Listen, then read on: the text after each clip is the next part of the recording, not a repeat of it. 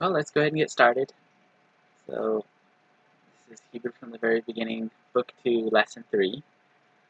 So here's the homework assignment that was sent out to you last week. We'll go ahead and go over that first.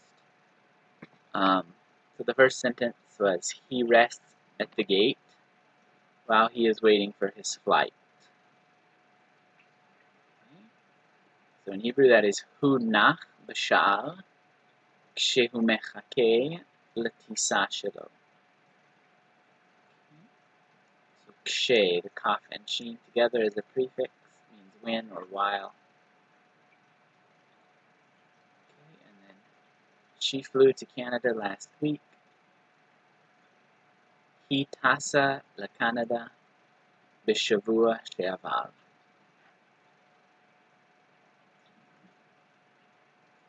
And then the third one, I put the tickets in the wrong suitcase. שמתי את הכרטיסים במזוודה הלא נכונה. I put the tickets in the wrong suitcase. Then we've got, were you paying attention when she sang? And pay attention, right? לשים לב. This is שמת לב כשהיא שרה. שמת לב כשהיא שרה. And then the ones from Hebrew to English, so the first one was רצנו לשער שלנו, אבל המטוס כבר טס. So we ran to our gate, but the airplane had already flown or had already left.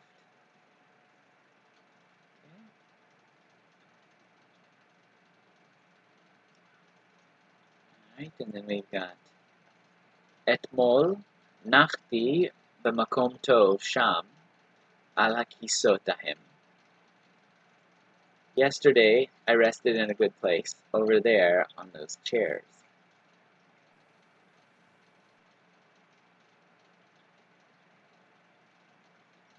And למה לא קמת במשך הטיסה? And that is, why didn't you get up during the flight? And the last one, אני רוצה לישון בטיסה, אבל אני לא יכול. So I want to sleep on a flight or on the flight, but I can't. Not able. Okay, was there any questions with the homework assignment? You can go ahead and answer those if you've got any questions.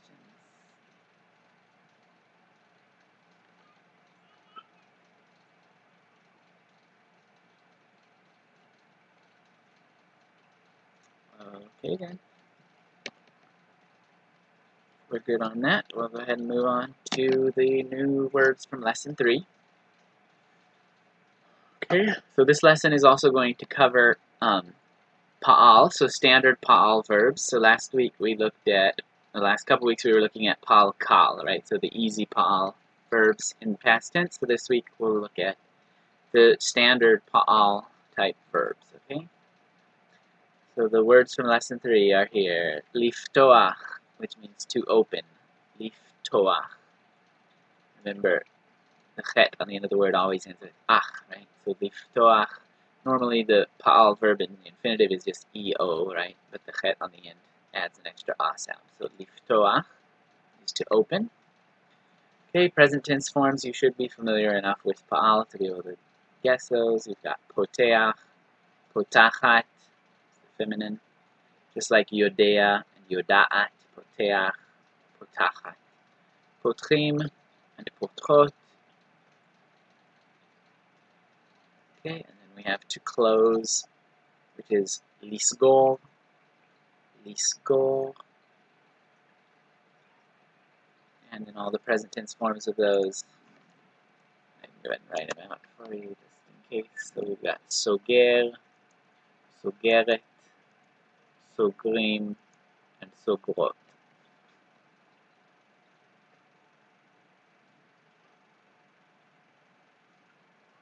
Lisgor, and that means to close. Okay, the other words from the lesson, we've got the word for door, which is delet. Delet is the word for door. Okay, this is a feminine word. Okay, grammatically it's feminine. So when you go to the plural, it's dlatot, delet, and dlatot. So you've got that right? Like with kelev, how that first vowel changes to the shva, right? Kelev and then klavim. Same thing here, delet and dlatot. So that first vowel disappears basically. Okay, and then we have the word for window, which is chalon. Chalon is the word for window. This one is masculine, okay? Delet is feminine, which you might guess from the tav on the end. Chalon is masculine. But when you say it in the plural, we use the ot ending, even though it's a masculine word. It's similar to shulchan, right? Shulchan is masculine, but in the plural it's shulchanot, chalon, and then chalonot. And this is standard, what you expect when you have a noun ending with noon. Most of the time, if your noun in the singular ends with noon, even if it's masculine, which it usually will be, the plural is going to sound feminine. So the ot is the plural ending you add when your noun ends with a noon. Okay, it's not every time, but it's most of the time. Okay? So most nouns that end with noon, when you go to the plural, it's going to end with ot. Okay, the next word is wall, and in Hebrew that's kir. Kir. So if you're familiar with biblical Hebrew names of towns and stuff, even in the English translations, you'll hear names like Kiryat Arba, Kiryat. So Kiryat, it comes from the word kir, which is a wall. So usually those were like walled towns. Kir, the wall. Okay, the next word, well, I'm going to mention kirot, right, is the plural.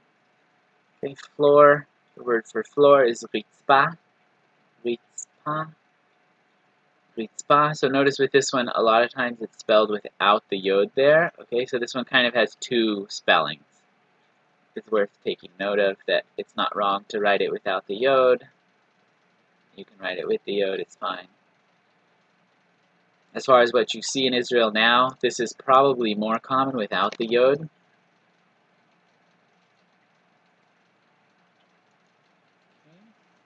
So ritzpah is the word for floor. The way I learned that with a little memory trick was like a little child pointing at a cracker, like a Ritz cracker on the floor, and he's like, ritzpah. There's a ritzpah on the floor. Ritzpah is floor. Okay, then we have the word roof, which is gag. Gag is the roof. And gagot would be the plural of that word. So it's kind of interesting with all of these, right? The plural ends with ot, even though gag and kir and chalon are all masculine, but they all end with ot. So ritzpah, ritzbot, that one's feminine, of course, because we've got the hey ending to begin with. Okay, and a few other words we've got here are people. So the way that most of the time they'll say people is anashim. Anashim. So this is really the plural form of the word ish. Okay, this is the plural form of the word ish, which ish is like the less gender-specific form for like a man, so sometimes that could be used like a person. Okay, so anashim is people. And then when you want to be specific that it's a man, most of the time you'll see the word gever. Ish more translates to person. Gever is a man. Okay? And then the plural of gever is gvarim. Gvarim. So this is like what you'll see on the signs to the restrooms. Gvarim.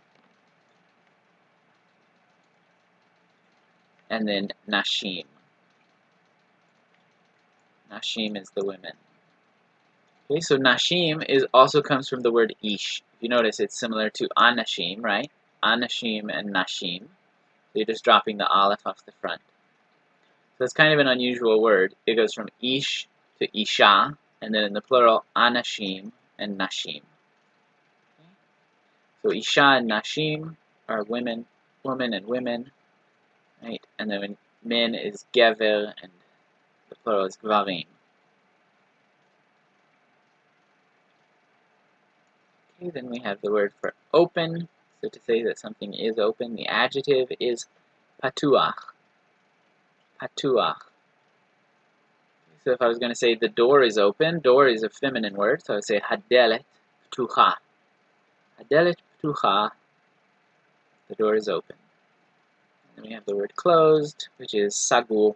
So this is like a sign that you would see in a shop window or whatever. Patuach or sagur, closed. Hachalon sagur. The window is closed. Sagur. Sagur is also used sometimes by people when they're like trying to come to an agreement or a deal or whatever, or set a time to do something, and then when it's like, okay, sounds good, deal, done, or like it's set, then sometimes people will say sagur. Sagur. It's settled then, basically, like it's closed, no more bargaining, basically. Sagur. Alright, so now let's look at the pa'al verbs in the past tense. Okay, so I've got a list here of a bunch of pa'al verbs that you already are familiar with. So the ones from this lesson, patach and sagar, so that's the root, right? So when you're looking at the basic past tense form, so the form of the word that would be used with who, okay, so he, or the third person, masculine, singular, right, is just going to be the root letters, okay, just the root letters with the vowels ah, right, because the name of the binyan is pa'al. So that's where you get that structure for the sounds of the past tense. That's why knowing the names of the binyans is important, because that gives you the structure of that past tense verb. Okay, so pa'al, we have patach. Patach would be he opened. Hu patach et hadelet. He opened the door. Okay, so then with the word lisgor in the past tense, again, just taking the three root letters, and as your vowels, sagar. Hu sagar et hachalon. He closed the window.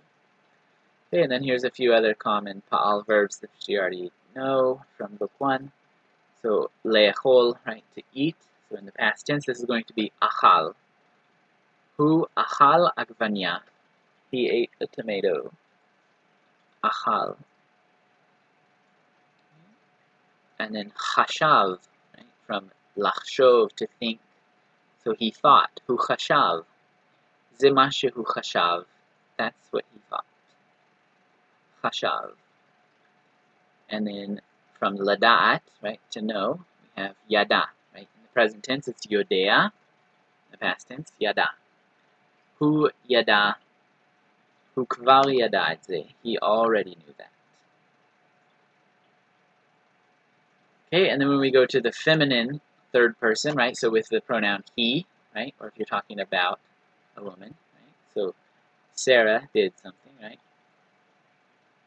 So he patcha, she opened.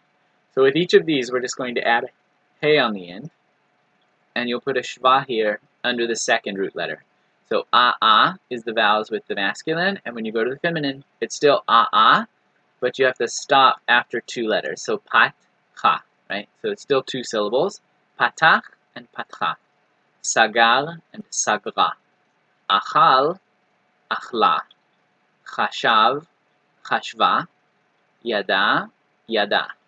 Okay, so with that one, even you're adding a hey onto yada, it's still going to sound basically the same, yada. You really won't hear much of a difference there. Hi yada, hu yada. Okay, you don't hear much of a difference at all with that one, because it's simply adding another soft letter on the end of the word. Okay, then when we go to the third person, okay, and the plural, sorry, we're already with third person. When we go to the plural, okay, so these ones would be the ones that would be used with the pronoun hem, okay, hem or hen. Okay, so this one shares a pronoun, right? We talked about that probably already. Hem and hen would be used with this one. So hem patchu, they opened. Hem patchu et kol hachalonot. They opened all of the windows. Sagru, so again, these are going to be two syllables. So it's very similar to the way these work. Patcha, patchu. Sagra, sagru. Achla, achlu. Chashva, chashvu. So it's just that ending that changes. And these are all going to be 2 syllables. Okay, except in rare cases where you have a soft letter in the middle of the word, sometimes it will be 2.5, basically 3 syllables, with a short sound in there. Okay, but most of the time 2 syllables. Patach, patcha, patchu. Chashav, chashva, chashvu. So that's how it works with the 3rd person forms.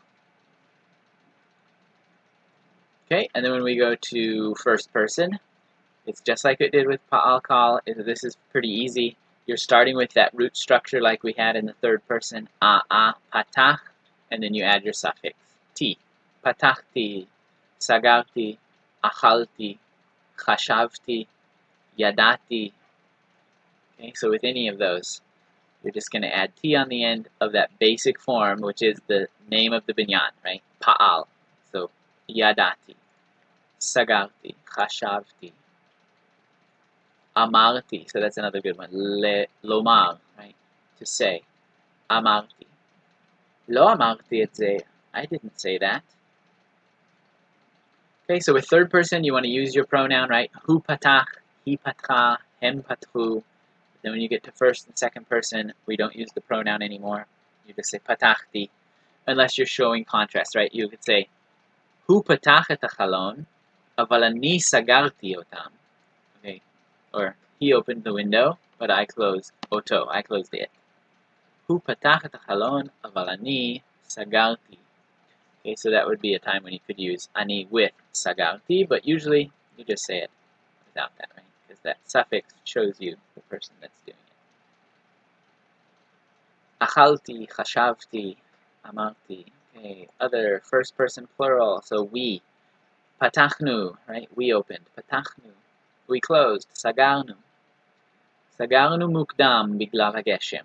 We closed early because of the rain. Achalnu. Kvar achalnu, aval toda. We already ate, but thank you. Chashavnu. Chashavnu, we thought.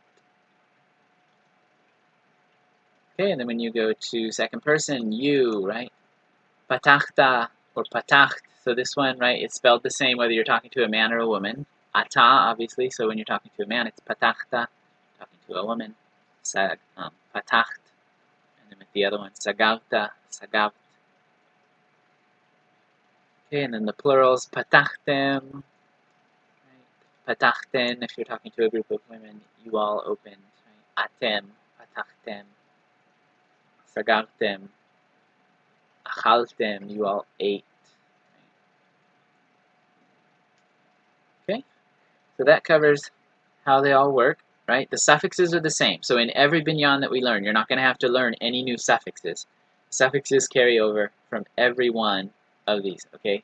So patach, right? Tem, ta, nu, ti, all of those suffixes, once you learn those once, you know how to do it in every binyan.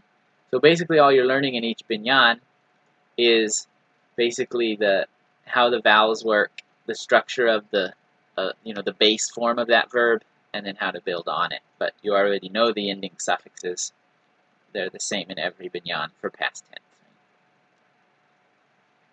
Okay, did anybody have any questions?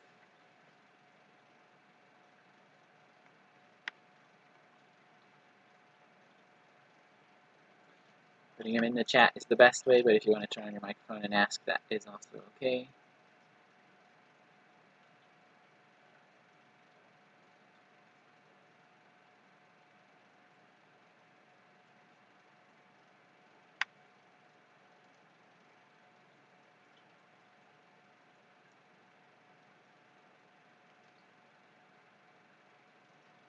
Okay, go ahead. You raised your hand. Hey, it's Jordan. Hey. Do you recommend Rosetta Stone? Did you say you recommended it or not? I couldn't remember. So that's how I started learning. I used Rosetta Stone. I liked it just fine. Basically, the way it works is it's immersion based. So you're not going to be getting any no English translations of anything. You're just going to be seeing words in Hebrew, seeing pictures, and trying to figure out what the meaning is. Okay. So it can be somewhat of a challenge. You can go through the lesson, like 5, 6 times and be like, I still don't understand what it's saying. but that's part of what's supposed to happen. That's the way it works. Is you Oh, for just some reason doing it it had two over of and me over. signed in. You're doing it This one I can hear Okay. fine. over and over, and so yeah, some people don't like it. Some people think it's a little frustrating, and that's fine. It works. It's a good program. It is well made. So if you stick with it, you can learn with it. And anything with repetition is going to be good, Yeah, right? I mean, right. just to absorb Yep, myself in it and just, yeah. yep. And more exposure. You want to expose yourself to a lot of Hebrew, a lot of different ways. Songs, reading, listening to stuff. Yeah. So I Right. recommend it. I think it's a good course. Okay, cool. Thanks, Joseph. We'll Yep. talk to you later. Thank you.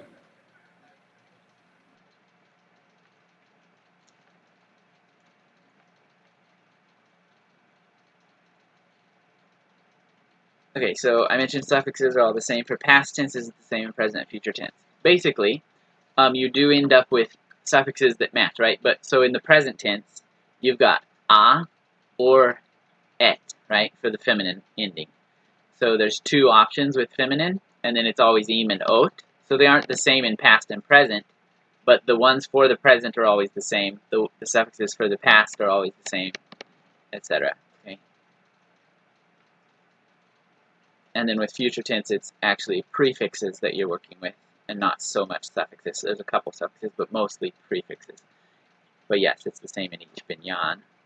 Throughout every binyan, those suffixes carry over.